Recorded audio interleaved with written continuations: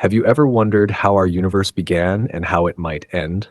While we can't know for sure, there are some fascinating theories about its origin and fate. So I am your guide today to this amazing adventure of journey to the death of the universe. To start this journey, we need to go back nearly 13.8 billion years to the Big Bang.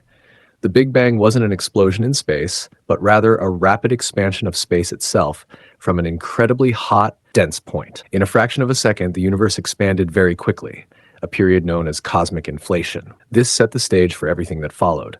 In the first few minutes after the Big Bang, the universe was a hot, bubbling mix of fundamental particles.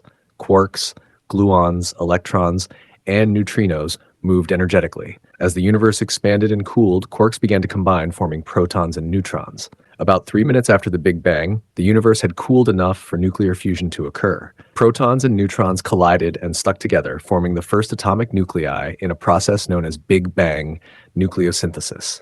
This created the lightest elements, such as hydrogen, helium, and small amounts of lithium and beryllium. As the universe continued to expand, it cooled down more.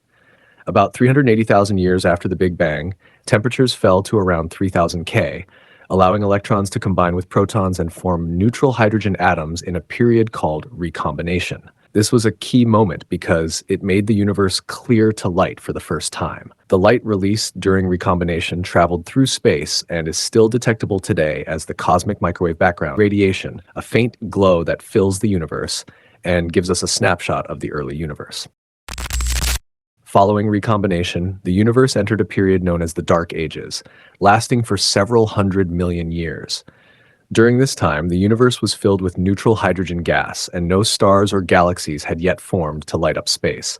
This era was marked by the gradual cooling and slight clumping of matter due to gravity. Even in the early universe, there were tiny changes in the density of matter, leftovers from cosmic inflation. These small overdensities began to pull in more matter through gravity, slowly growing into larger structures.